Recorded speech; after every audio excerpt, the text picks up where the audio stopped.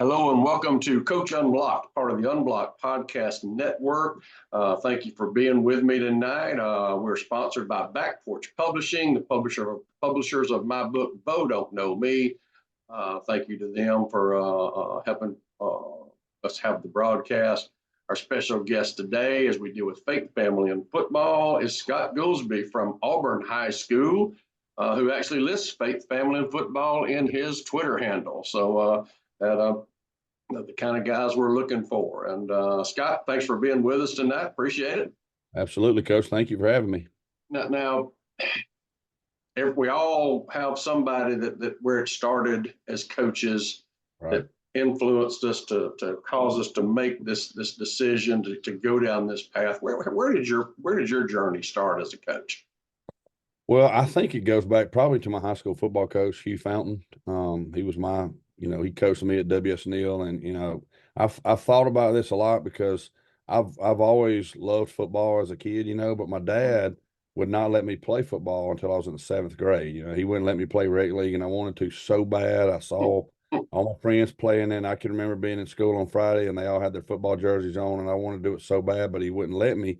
And he told me that he thought he didn't want me to get burned out on it too early. And Right. and I'm glad he did that. And I think that made me just like it even more.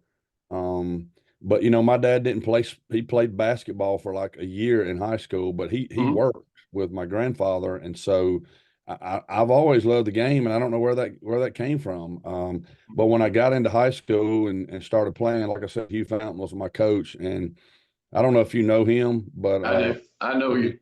he's a great guy. He's a great person. He was a great football coach. He was just, he was encouraging. He made us, I liked playing.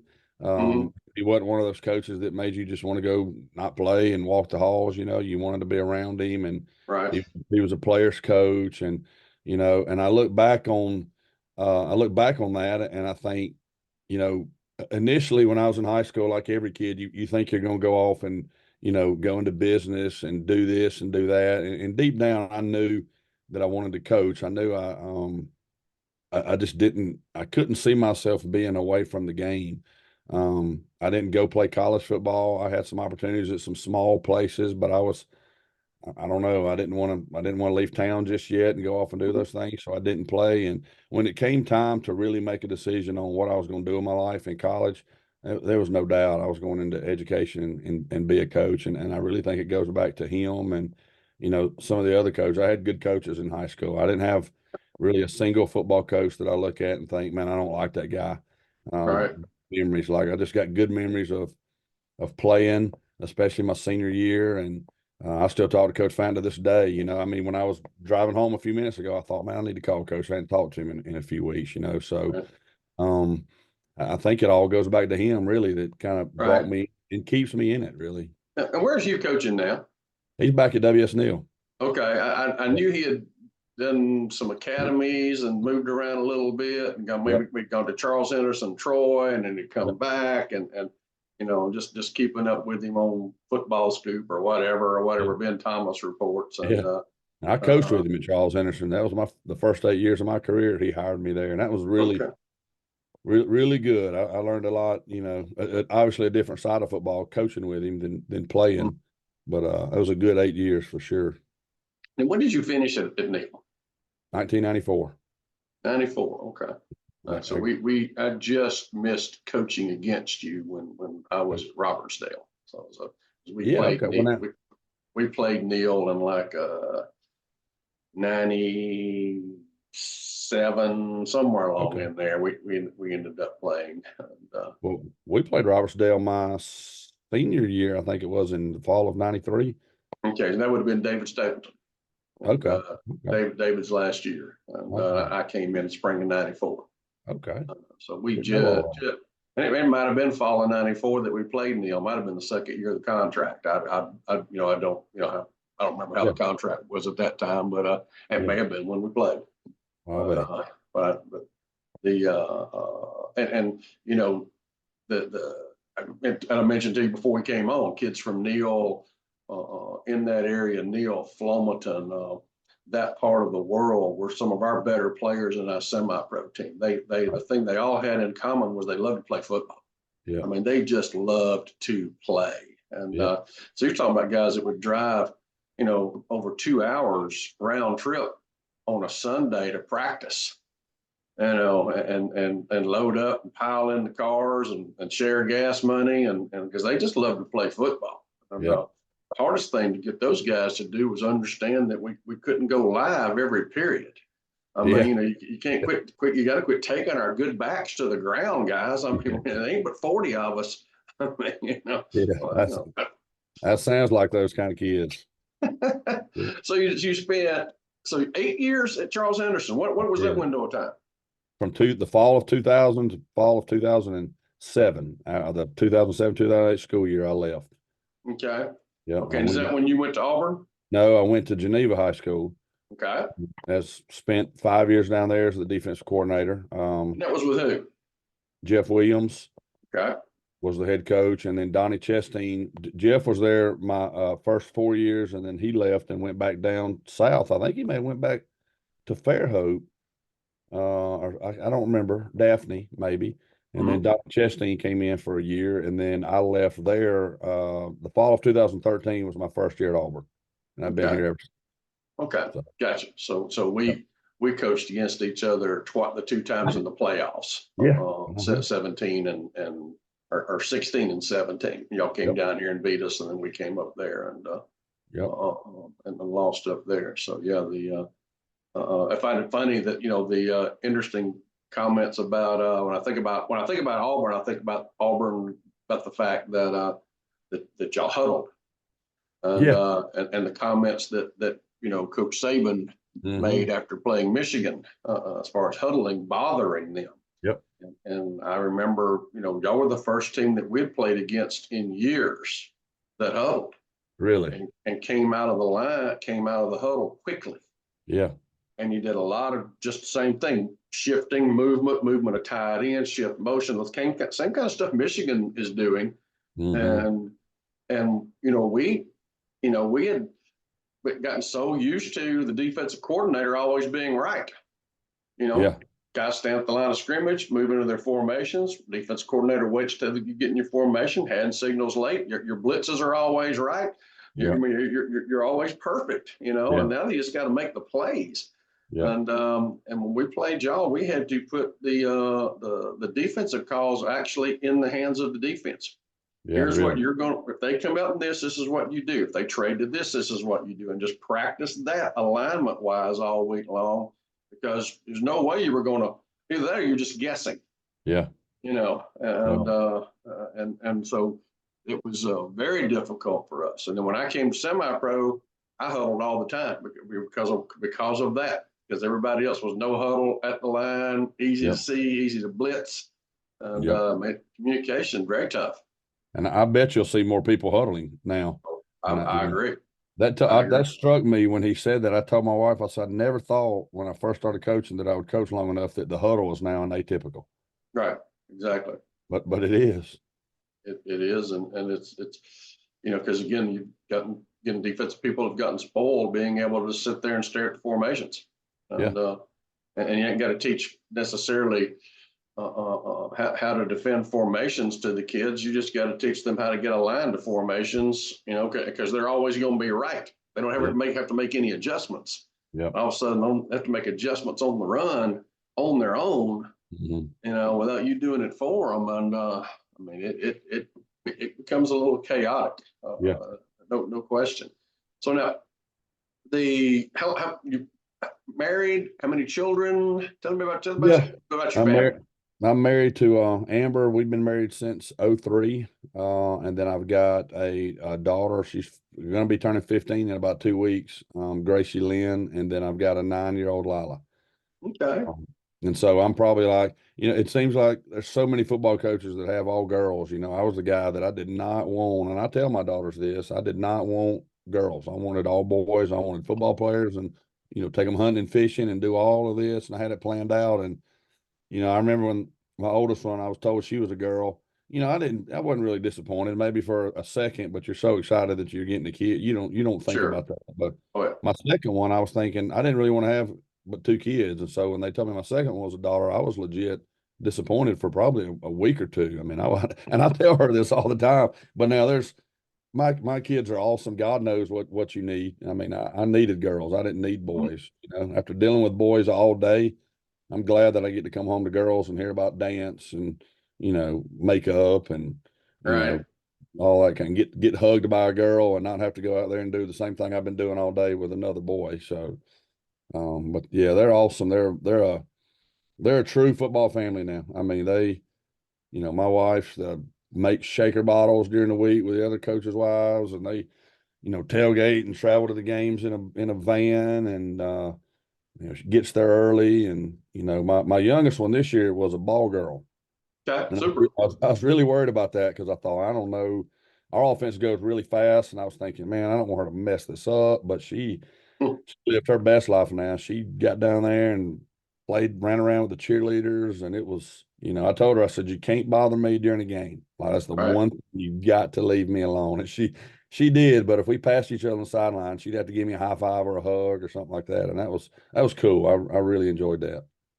That's good stuff. And, you know, we were, you know, Susan was always on the sideline with us. Our boys grew up as ball boys on the sideline. And, Yep. you know, and when the girls were younger, they would be on the sideline because everybody else was. So they'd be standing on the bench and watching the game or help fill water bottles or whatever. And, that's good stuff. I mean, you know, because it's not like, going to an office and going to work and coming home and trying to leave it there. I mean, you know, it's impossible. It just infiltrates everything that you do family wise. Yeah. And you know, my oldest one, it cracks me up. She's big time into NFL football right now.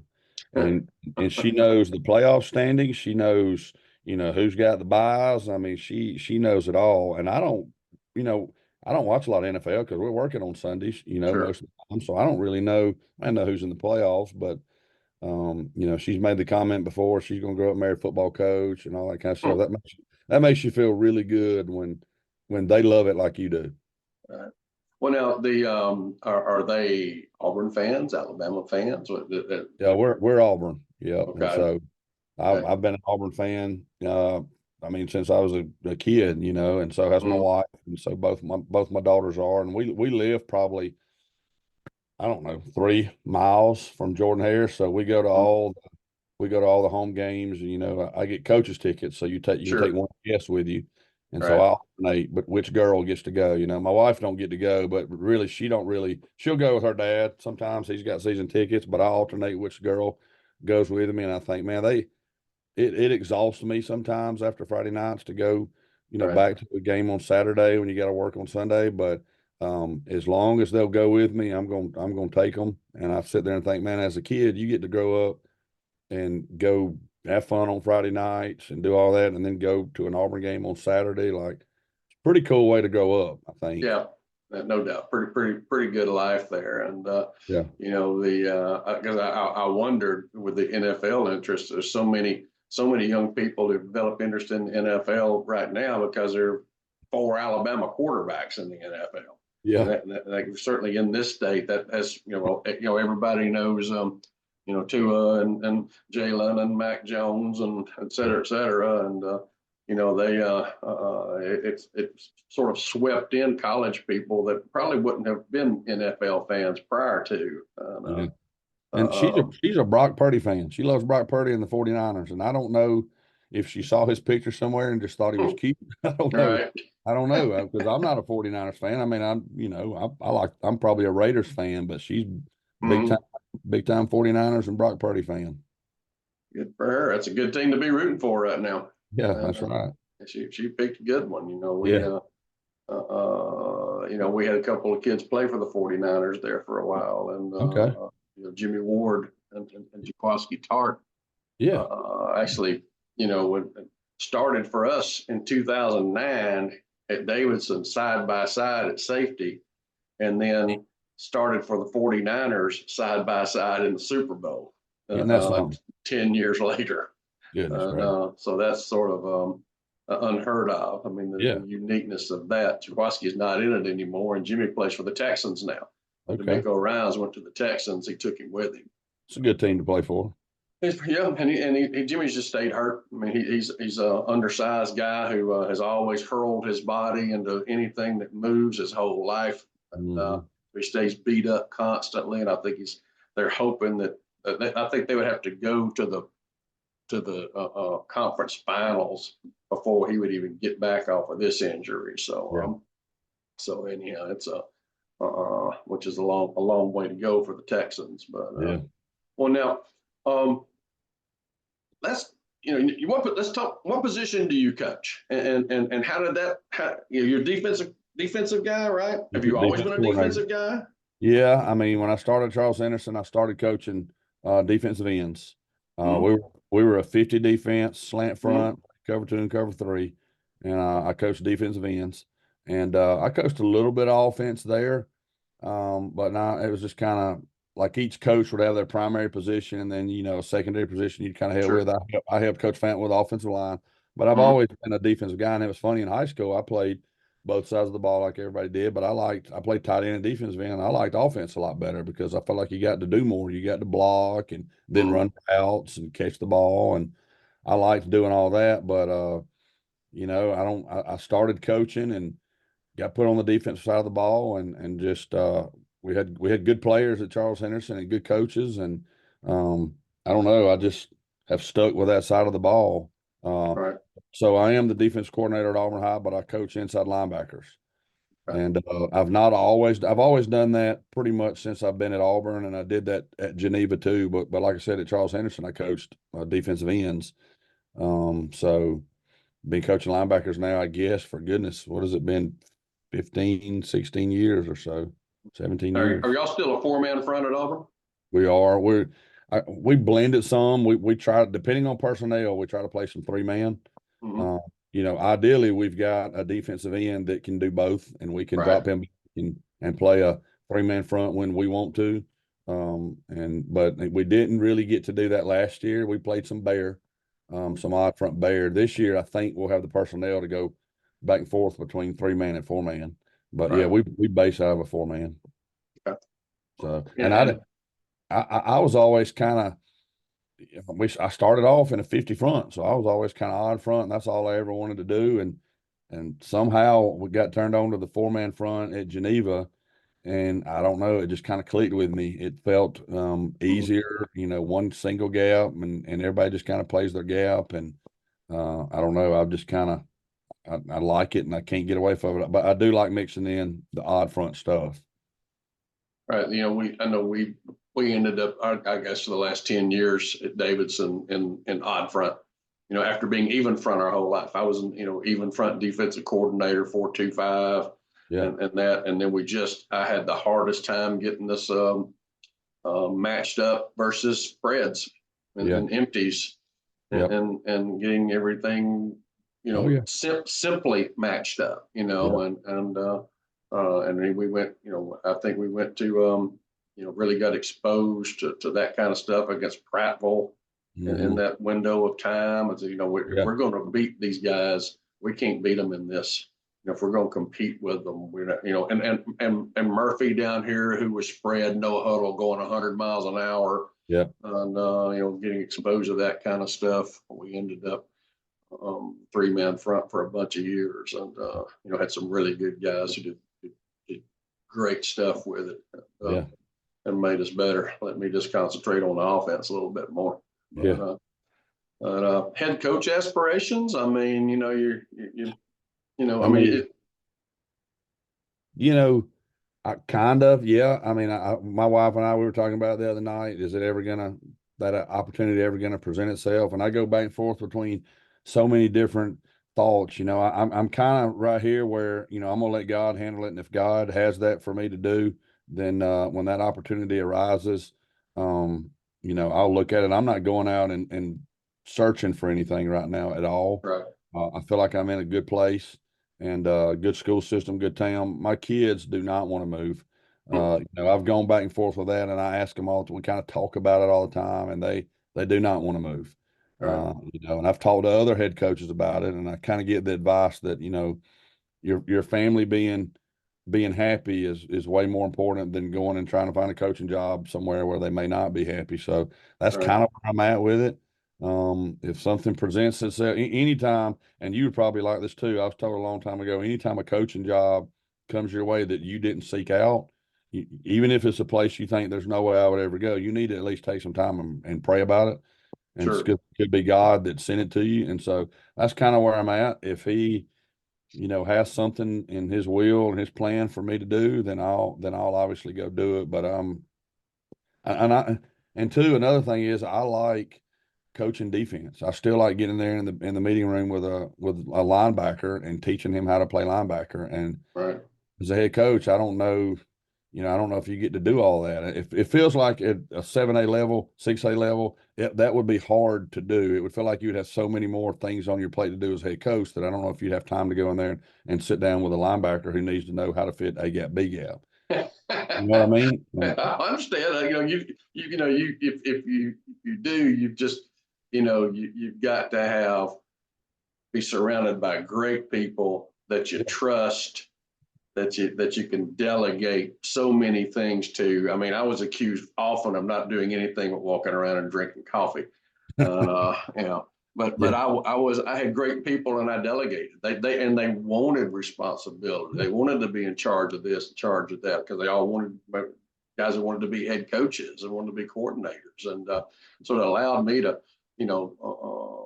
continue to run the offense. And but even at that, I would get a college guy who was coming in doing the student teaching to come in and work as my GA with the quarterbacks. Yep. So I could go down and watch the defense a little bit while he handled a couple of drills. And Yep. sometimes there's a way to make it happen and manage it. And it's one thing about it, if you're not careful when you become a head coach, especially if you're within the staff, you just lost your best assistant coach. Right. Yeah. The head coach is gone. You stepped up into his job, and now you've lost the head coach and the best assistant. Right. Yeah. And it starts getting a little hairy, Right. really, really quick, trying to fill those spots and piece all that stuff together. So, especially in high school when you inherit a lot of people.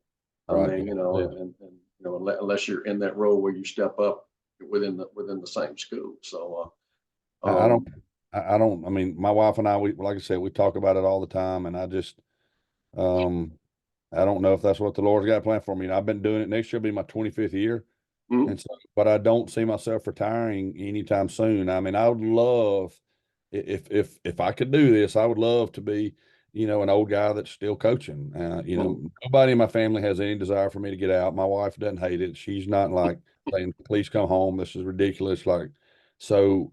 I don't want to retire next year. I've got an admin degree. I always thought when I was younger, I thought, you know what, get to this point in my career, I'm gonna get into administration, make a little more money, blah, blah, blah. I got zero desire to do any of that.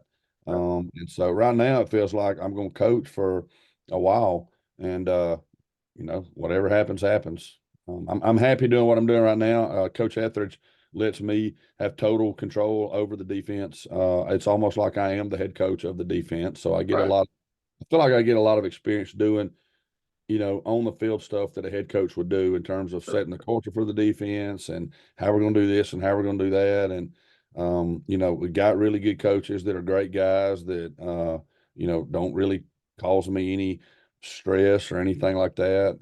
And I could actually, I got a young kid working with me at linebackers. I hate to say he's a kid, but he's 21 years old. So he's a kid to me. Right.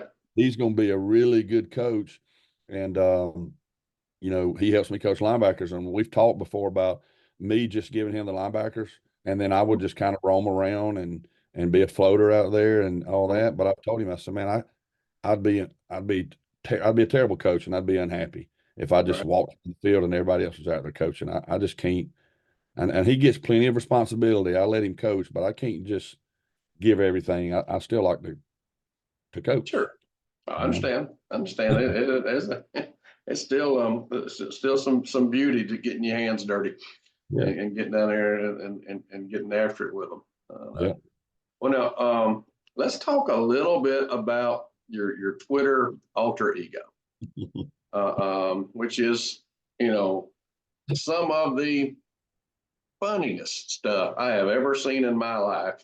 And so how did all that start? And it's just sort of anybody that's watching this knows what I'm talking about pretty much because they're watching it because you're on. So Yeah. let's just talk about that and where that started and where it's headed. Well, I don't know where it's headed, but I know it started I guess it was 2 years ago, about this time on a Friday. I was getting ready to go, I think, to a Glazer clinic either that weekend or the next. And I have Snapchat on my phone, and I don't know why. One of my daughters may have put it on my phone. I don't know, but I was on there playing with it one morning in my truck before school. Um, I'm kind of an old man. Like when I get ready, I go sit in my truck for about 15 minutes and drink coffee and just kind of pray, decompress, whatever before I go to school. And I was out there and I was playing with one of the filters, and to me, I just looked like in the filter an offensive line coach. And so I just kind of said something stupid and texted it to one of our coaches that I used to coach with. And he sent back, he's like, man, you got to do something with that. Like, you need to post that on Twitter. Like, people will think that's hilarious. And I probably didn't post it for a week or so because I thought, man, people are going to think I'm an idiot doing stuff like this. And so finally I posted it, and I mean, it blew up, like shocked me how many, like 150,000, I don't, a Yeah. crazy amount of views. Right. So then I was like, I'm getting Twitter messages from people that I don't even know. And I'm thinking, all right, well, I start doing a couple more and a couple more. And then I got buddies texting me going, hey, you need to do this guy now. You need to do this. And it just turned into, and then I told my wife, I said, this is getting out of control. I'm going to quit. Like, you don't want people to think you're just an idiot, and Or sideshow. Yeah, I yeah, understand. yeah, yeah. And so, and then I get people, I'd go to clinics and I'd get people that I've never even heard of would come up to me and talk about how, I had one guy tell me that his dad was a retired coach, and he was down on his luck and wasn't doing good health wise and was kind of depressed. But, every time he watched one of those videos, it just made him laugh and brought him back to coaching. And, college coaches would say they would get just kind of caught up in the grind of the week, and they could put on one of those videos and just laugh. And I thought, you know what? I'm just going to keep doing it. I don't care what people think. It makes me laugh. Sure.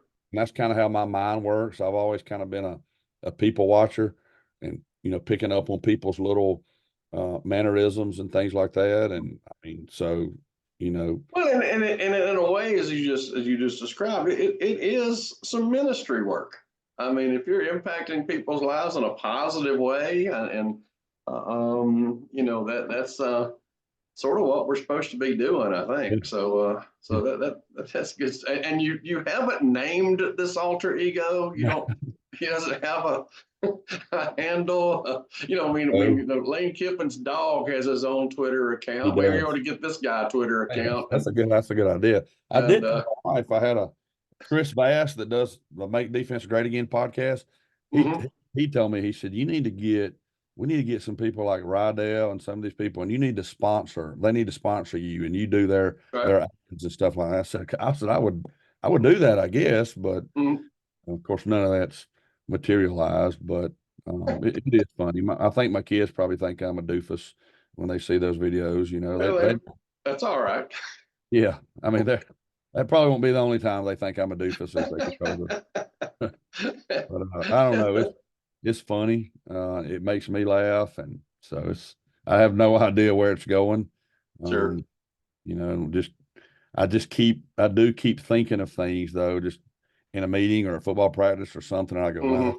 that's got the potential to be a video. But it's funny. People ask me all the time, who's your cameraman, and how long do you work on this? And I go, man, I ain't got time to spend a lot of Right. time on this. Like I'll come up here upstairs and it'll take me about 10 minutes, 15 minutes, and then that's it. Mm-hmm.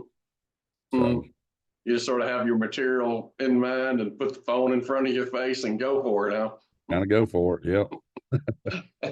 That's great. Yep. So yeah, That's it's good funny. stuff.